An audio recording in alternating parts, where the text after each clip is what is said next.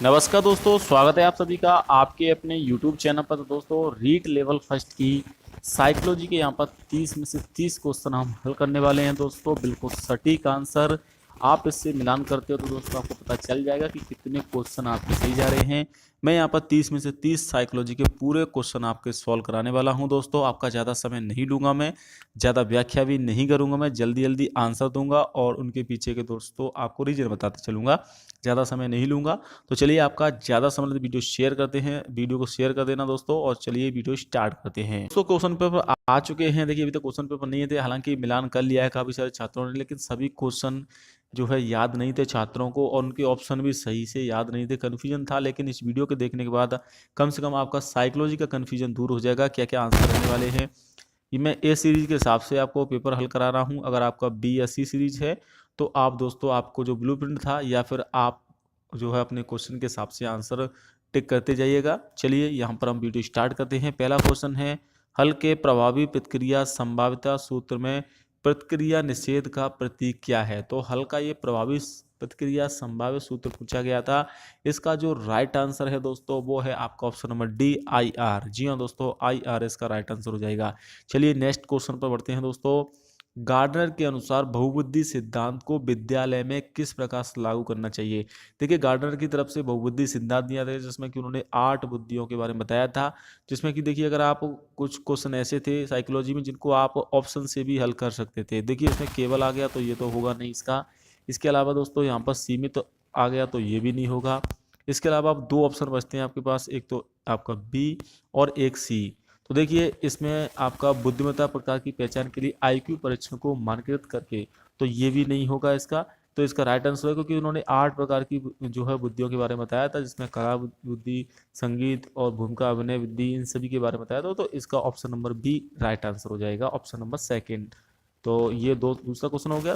Option number तीसरा, तो यहाँ पर क्वेश्चन नंबर तीसरा देख लेते हैं। किसी अन्य के व्यवहार या व्यक्तित्व लक्षणों को स्वयं द्वारा अपनाने को क्या कहते हैं। देखिए, किसी अन्य के जो है व्यवहार को या व्यक्तित्व को अगर कोई स्वयं द्वारा अपनाता है, जैसे कि कोई बच्चा है वो हीरो को देखकर उसकी जैसे कॉपी करने की कोशिश करता है, तो उसकी वो पहचान को यानी कि उसकी आइडेंटिफिकेशन को अपना बना रहा है, अपनाने को कहते हैं बी ऑप्शन इसका भी हो जाएगा। क्षतिपूर्ति नहीं होगा, प्रक्षेपण भी नहीं होगा। प्रक्षेपण तो दूसरों पर अपनी गलतियों को थोपना होता है। उदात्तीकरण भी नहीं होगा। उदात्तीकरण होता है किसी एक ऊर्जा को दूसरे जो है जगह पर उपयोग करना। तो इसका ऑप्शन नंबर बी हो जाएगा। मिलान करते जाइएगा, मैं आपका ज़्यादा समय नहीं ले रहा हूँ। चलिए नेक्स्ट क्वेश्चन है, क्रियात्मक अनुसंधान क्या है, इसकी मुख्य विशेषता पूछिए। देखिए, इसमें आपको मुख्य विशेषता ये आपको ध्यान रखना है। तो देखिए, ये समस्या समाधान दृष्टिकोण से बचता है, बिल्कुल नहीं है। यह केवल स्वयं मूल्यांकन पर निर्भर करता है, ये भी नहीं है। ये एक सैद्धांतिक प्रक्रिया है। चलिए मान लेते हैं ये गतिशील प्रक्रिया। तो इसमें ऑप्शन नंबर अगर सही तरीके से मुख्य पूछा गया है तो यह एक गतिशील प्रक्रिया है। क्रियात्मक अनुसंधान आपका चलता रहता है बीच बीच में। तो ऑप्शन नंबर ए इसका राइट आंसर होगा, चौथे का ए। चलिए नेक्स्ट क्वेश्चन, मैं ए सीरीज के हिसाब से क्वेश्चन सॉल्व करा रहा हूँ दोस्तों। अब पढ़े गए पाठ को समझने या फिर याद करने में कठिनाई का संकेत क्या है। अगर आप किसी पाठ को पढ़े हुए पाठ को समझने में याद करने में कठिनाई हो रही है तो उसका क्या मेन रीजन है, यहाँ पर पूछा गया है। संकेत का मतलब एक तरह से आपसे पूछा गया कि क्या कारण है, इसका रीजन आपको बताना है। तो देखिए, इसका जो है अत्यधिक नोट्स बनाना, ये नहीं होगा। उच्च प्रवाह के साथ पढ़ना लेकिन कम समझना, ये भी नहीं होगा। पुस्तक का शीर्षक भूल जाना, इससे कोई मतलब नहीं है। शीर्षक को याद रखने से कोई मतलब नहीं होता है। इसका भी ऑप्शन नंबर बी हो जाएगा, पढ़े गए पाठ से मूल तथ्यों को याद रखने में असमर्थता। तो ये संकेत है कि उसको जो पाठ पढ़ा था उसमें मूल तथ्य थे, उनको वो भूल गया है। तो ये ऑप्शन नंबर बी इसमें भी राइट हो जाएगा। चलिए नेक्स्ट क्वेश्चन है, निम्न से कौन सा गिलफोर्ड ने मानव बुद्धि की संरचना के 3 बुनियादी मापदंड इसमें बताए थे। त्रिआयामी 3D मॉडल के बारे में। तो उन्होंने देखिए इसमें संचालन के बारे में बताया था, बताया था उत्पाद के बारे में बताया था, विषय वस्तु के बारे में, विशेष घटक के बारे में नहीं बताया था। तो ऑप्शन नंबर ए ये भी इसका राइट आंसर है। इसमें शामिल नहीं है वो पूछा है इसमें, यानी कि 3 तो शामिल है और आपका ऑप्शन नंबर ए इसका राइट आंसर होगा। ए इसमें शामिल नहीं है इसके 3D मॉडल में। 3D मॉडल बुद्धि का सिद्धांत दिया था। चलिए नेक्स्ट क्वेश्चन है, 7वां क्वेश्चन है, सतत एवं व्यापक मूल्यांकन के अंतर्गत व्यापक पहलू का मुख्य फोकस क्या है। तो इसको आप क्वेश्चन को भी ध्यान से पढ़ोगे। देखिए जहाँ पर मूल्यांकन को कक्षा की गतिविधियों तक सीमित करना चाहिए, सीमित जैसे शब्द या फिर केवल जैसे जो शब्द आते हैं वहाँ पर वो ऑप्शन राइट नहीं होता है। केवल यहाँ पर देखिए आगे केवल शैक्षणिक विषय, तो ये भी नहीं होगा। केवल इसमें भी आ गया केवल शैक्षणिक गतिविधियों पर ध्यान देना, ये भी नहीं होगा। तो ऑप्शन नंबर बी हो जाएगा ये आपका। आई होप आपका सही होगा। चलिए नेक्स्ट क्वेश्चन है, कौन सा समायोजन तंत्र हताशा को बाहरी स्रोतों पर थोपता है। तो इसमें काफ़ी सारे स्टूडेंट ऑप्शन नंबर ए की तरफ भागेंगे, लेकिन वो नहीं है। ये इसका राइट आंसर नहीं होगा। इसका राइट आंसर हो जाएगा प्रतिपूरक, ऑप्शन नंबर सी इसका राइट आंसर होगा 8वें क्वेश्चन का। चलिए नेक्स्ट क्वेश्चन है, मास्लो ने जो आवश्यकता पदानुक्रम सिद्धांत दिया था उसमें शीर्ष पर किसको रखा गया, तो शीर्ष पर रखा गया तो उन्होंने आत्मसम्मान। जी हाँ दोस्तों, आत्मसम्मान की जो आवश्यकता है उनको रखा था। शारीरिक आवश्यकताएं नहीं होगा, सुरक्षा की आवश्यकता भी नहीं होगा, आत्म साक्षात्कार भी नहीं होगा। इसमें साक्षात्कार भी हो सकते हैं, आत्म साक्षात्कार जैसा कोई भी इसमें नहीं था। आत्मसम्मान की आवश्यकता है, तो ऑप्शन नंबर डी हो जाएगा। तो इसमें आपका मैस्लो वाले में ऑप्शन नंबर डी, तो यहाँ से डी हो जाएगा। चलिए नेक्स्ट क्वेश्चन है, 10वां क्वेश्चन है, निम्न से कौन से पिछड़े बालक की विशेषता है। देखिए इसमें पिछड़े बालक की आपसे विशेषता पूछी गई है। पिछड़े बालक वो होते हैं जो अपने ही साथ के, जो इनकी आईक्यू कम नहीं होती है लेकिन जो अपने साथ के जो बच्चे होते हैं उनसे वो बिछड़ जाते हैं। तो औसत से ऊपर शैक्षिक वृद्धि नहीं होती है, ये भी नहीं होगा। औसत मानसिक और शैक्षिक आयु समन्वय में वर्ग से निम्न, ये ही होगा इसका right answer, option number C हो जाएगा। तो इसमें भी आपका जो 10वां क्वेश्चन है इसमें ऑप्शन नंबर सी हो जाएगा। मैं ज़्यादा समय नहीं ले रहा हूँ, मैं जल्दी जल्दी जो क्वेश्चन सरल है उनको मैं जल्दी से हल कर रहा हूँ, बाकी मैं आपको जो समझाने की जरूरत है वहाँ समझा भी दूंगा आपको। अधिगमकर्ता की मूलभूत क्षमता और योग्यता में क्या शामिल है। तो देखिए अधिगमकर्ता की मूलभूत क्षमता और योग्यता में इसमें क्या क्या शामिल है, ये आपसे क्वेश्चन पूछा गया है। तो इसका जो राइट आंसर हो जाएगा, एक तो शिक्षार्थी की अंतर्गत क्षमताएं हैं और कौशल हैं, तो ऑप्शन नंबर सी इसमें भी राइट हो जाएगा। अगर कोई क्वेश्चन बाई मिस्टेक मुझसे गलत हो जाता है तो आप मुझे कमेंट कर देना भाई। हो वैसे मैं आपको पूरे क्वेश्चन यहाँ पर सही कराऊंगा, कोई भी हो जाता है बाई मिस्टेक तो आप मुझे कमेंट कर देना, वैसे कोई गलत नहीं होगा। अभिप्रेरणा के व्यवहारवादी अधिगम सिद्धांत के अनुसार व्यवहार को आकार देने वाला प्रमुख कारक कौन सा है। तो इसमें प्रमुख कारक आपसे पूछा गया है, तो इसका जो राइट आंसर हो जाएगा दोस्तों आपका, वो हो जाएगा आपका, इसमें थोड़ा मुझे कन्फ्यूजन है लेकिन प्रमुख आकार अधिगम सिद्धांत के अनुसार व्यवहार को जो प्रमुख आकार देता है वो आपका सामाजिक अंतक्रिया है। जैसे आप सामाजिक अंतक्रिया करते हो तो वो व्यवहार को, वो आपको व्यवहार में वो चीज़ें पक्की हो जाती हैं और वो एक तरह से व्यवहार को आकार देने लगती हैं। यही इसका प्रमुख पूछा गया है, बाकी पुनर्वलन भी है लेकिन इसमें प्रमुख पूछा गया है तो सामाजिक अंतक्रिया होगा। नेक्स्ट क्वेश्चन है, व्यक्तित्व की संकल्पना में इनमें से कौन सा सम्मिलित नहीं है। जी हाँ दोस्तों, व्यक्तित्व जो आपकी पर्सनालिटी है उसमें कौन सा कारक शामिल नहीं है, ये इसमें पूछा गया है। तो देखिए मनोशारीरिक तंत्र, बिल्कुल व्यक्तित्व तो आपका शारीरिक भी होता है, शारीरिक भी उसमें शामिल हो जाता है, गत्यात्मक संगठन भी शामिल हो जाता है, स्तर संगठन भी हो जाता है। वातावरण में अपूर्व समायोजन का निर्धारण, तो अपूर्व समायोजन ये इसका राइट आंसर नहीं होगा। चलिए नेक्स्ट क्वेश्चन है, अलावान्वित बच्चों के लिए मुख्य भावनात्मक चुनौती क्या है। तो इसमें छात्र कंफ्यूज हो सकते हैं, कुछ क्वेश्चन कंफ्यूज वाले डाले गए हैं, आप इसमें पहले ऑप्शन पर जा सकते हो लेकिन ये नहीं होगा इसका राइट आंसर। अति आत्मविश्वास तो बिल्कुल भी नहीं होगा, अत्यधिक सक्रियता भी नहीं होगा, दूरदर्शिता। यहाँ पर क्या पूछा गया है कि अलावान्वित बच्चों की मुख्य भावनात्मक चुनौती पूछी गई है। तो देखिए भावनात्मक चुनौती मतलब अलावान्वित यानी कि जिनको लाभ नहीं मिल रहा है, जो भी आई योजना चलाई जाती है आरटी एक्ट के तहत तो उसका लाभ नहीं मिल पाता है, तो वो नहीं मिल पाता। जो दूरदर्शिता यानी कि जो दूर रहते हैं, दूर दराज इलाकों वहाँ पर उनको लाभ नहीं मिल पाते हैं पूरे, तो ये इसकी एक भावनात्मक चुनौती है क्योंकि वो सोचते हैं कि उनको उस चीज़ का लाभ नहीं मिल पाता क्योंकि वो वहाँ से दूर हैं। तो दूरदर्शिता इसका राइट आंसर हो जाएगा। इसमें आपसे वर्ड के अनुसार शैक्षिक उपलब्धि आईक्यू की गणना का सूत्र पूछा गया है। इसका राइट आंसर हो जाएगा आपका ऑप्शन नंबर बी इसका राइट आंसर हो जाएगा, ई ए भाग सी ए इंटू 100, इसका नंबर बी हो जाएगा। नेक्स्ट क्वेश्चन है, ये क्वेश्चन भी आपको काफ़ी सारे स्टूडेंट का गलत हो सकता है, पूर्व सक्रियता अवस्था के दौरान कौन सी क्षमता विकसित नहीं होती है। तो इसमें जो अवस्थाएं थी उसके आधार पर क्वेश्चन पूछा गया था व्याज के अनुसार, तो इसका राइट आंसर हो जाएगा, मैं आपको ज़्यादा समझ लूँगा, प्रतीकात्मक सोच। तो ये आपकी विकसित होती है इसमें, यानी कि अगर इसका आप इंग्लिश देख लोगे तो आप इसको सही कर दोगे, सिंबॉलिक थिंकिंग। तो यही इसका राइट आंसर होगा, ऑप्शन नंबर बी इसमें भी।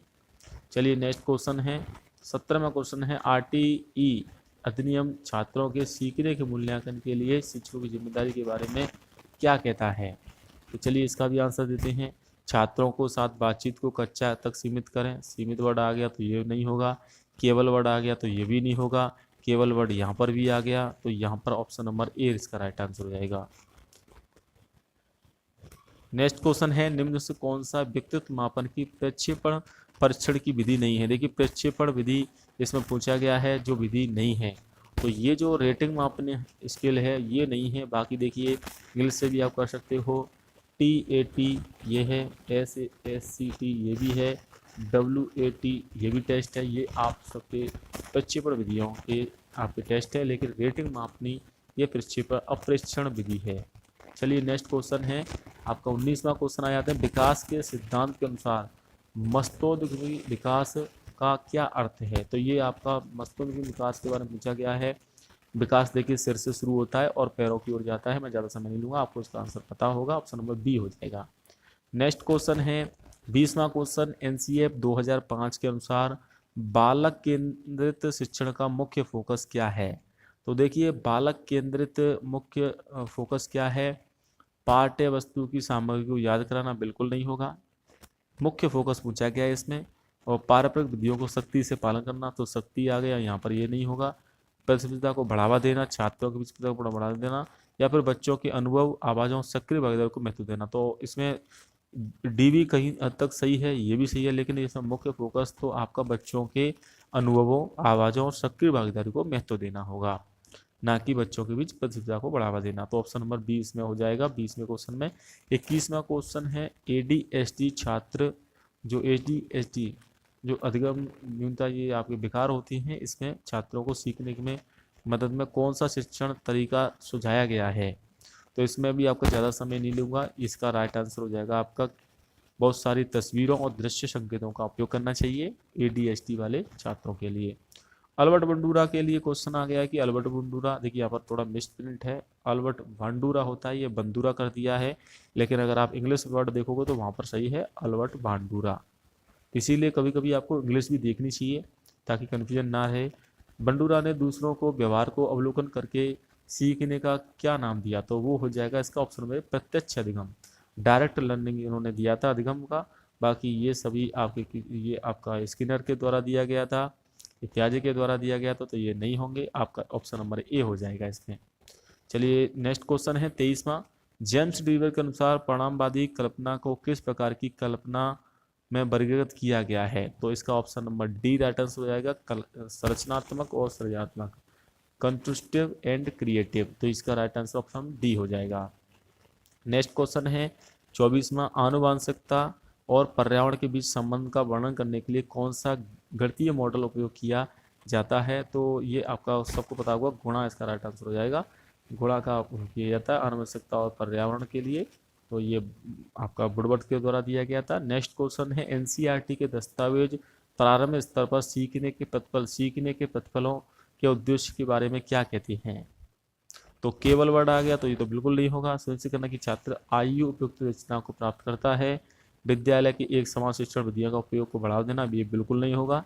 एक समान शिक्षण विधियाँ नहीं हो सकती, क्योंकि कोई अलग अलग स्तर के बच्चे आते हैं इस क्लास में, तो आप सबके लिए एक से ऐसी शिक्षण विधियों का उपयोग नहीं कर सकते हो। रटने की पृथ्वी को प्राप्त करना, ये भी नहीं होगा, ऑप्शन नंबर सी इसका राइट आंसर हो जाएगा। तो दक्षताओं, यह सुनिश्चित करना कि छात्र आयु उपयुक्त दक्षताओं को प्राप्त कर रहा है या नहीं कर रहा है, ये आपके सीखने के प्रतिफल के अंतर्गत आएगा। 25वां क्वेश्चन। 26वां क्वेश्चन है, वृद्धि और विकास के बीच मुख्य अंतर क्या है? देखिए वृद्धि केवल मानसिक विकास से संबंधित है, तो ये बिल्कुल राइट नहीं है।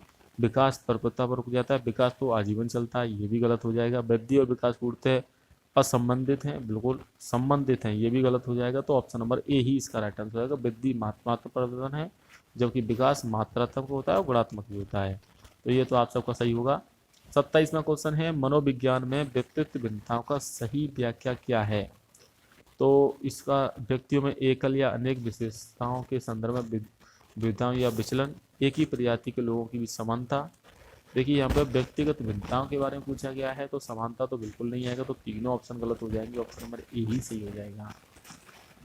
कौन सा सिद्धांत निजी भाषण पर पर्यावरणीय संदर्भ में व्यवहार को महत्व देता है? तो निजी संभाषण के बारे में कौन सा सिद्धांत है? तो वो वाइगोत्स्की का सिद्धांत है, जिन्होंने दोस्तों आपका ये प्राइवेट स्पीच के बारे में बताया था। तो ऑप्शन नंबर ए हो जाएगा। इसमें कंफ्यूजन के लिए दोनों दे रखा है, लेकिन दोनों नहीं है, ए ही होगा इसका राइट आंसर।